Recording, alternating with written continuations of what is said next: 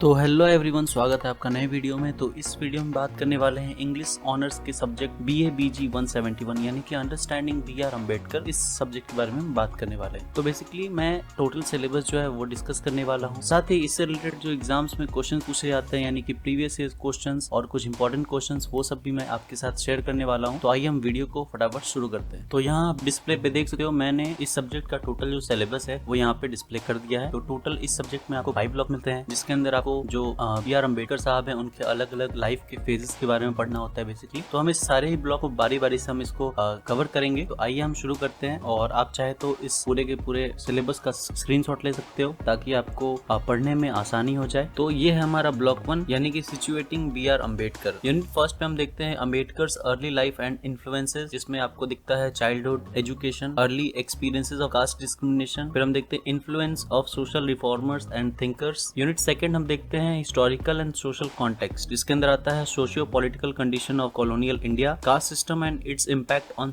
Indian society. तो basically हम इसमें जो अम्बेडकर साहब है उनके चाइल्डहुड के बारे में देखते हैं, कैसे उनको अलग अलग तरह के जो कास्ट डिस्क्रिमिनेशन है वो फेस करने को मिलते थे इंडिया के अंदर। फिर हम देखते हैं influence of social reformers and thinkers, यानी कि इनके जीवन के अंदर वो कौन से सोशल रिफॉर्मर्स और थिंकर्स थे जिनके द्वारा ये बहुत ही इंस्पायर हुए, इन्फ्लुएंस हुए। ठीक है। यूनिट सेकंड की हम बात करें तो यहाँ पे हमें देखने को मिलता है जो इंडिया में कास्ट सिस्टम था, जो कंडीशंस थे, वो उन्होंने इनकी लाइफ के अंदर क्या क्या इम्पैक्ट किया। ठीक है। तो ये सारी चीजें आपको ब्लॉक 1 में मिलती हैं। ब्लॉक 2 है Ambedkar as a social reformer. Unit third हम देखते हैं क्रिटिक ऑफ कास्ट सिस्टम, यानी कि Ambedkar's view on caste oppression and untouchability. फिर हम देखते हैं his writings such as annihilation of caste. Unit 4 की बात करें तो मूवमेंट्स फॉर सोशल जस्टिस, जिसमें कि लीडरशिप इन दलित मूवमेंट्स और इनिशिएटिव्स लाइक द महत सत्याग्रह एंड टेम्पल एंट्री मूवमेंट्स।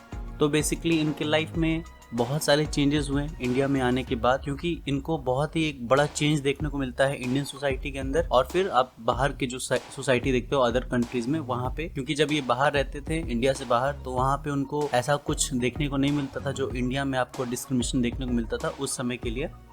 तो इन्होंने इसके ऊपर बहुत सारा काम किया। फिर इन्होंने एक बुक लिखी जिसका नाम था एनाइलेशन ऑफ कास्ट, जो कि बहुत ही इंपॉर्टेंट बुक है और सबको एक ना एक बार पढ़नी चाहिए ऐसी बुक। यूनिट 4 हम देखते हैं उनके जो लाइफ में मूवमेंट्स उन्होंने किया, जैसे दलित मूवमेंट और इसके अलावा महत सत्याग्रह मूवमेंट, फिर टेम्पल एंट्री मूवमेंट्स। तो ये काफी इंपॉर्टेंट पार्ट है अम्बेडकर साहब की लाइफ का।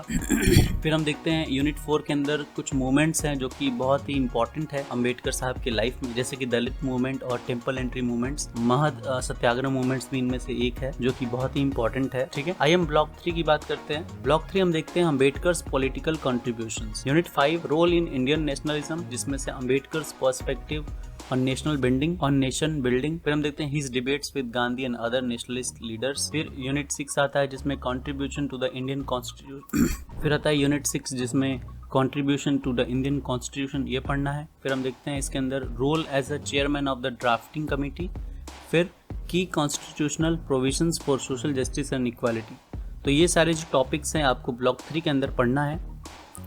बेसिकली यहाँ पे जो अम्बेडकर साहब हैं, आप सबको ही पता है कि जो संविधान है उसको बनाने में सबसे जो इम्पोर्टेंट किरदार निभाया है वो है अम्बेडकर साहब।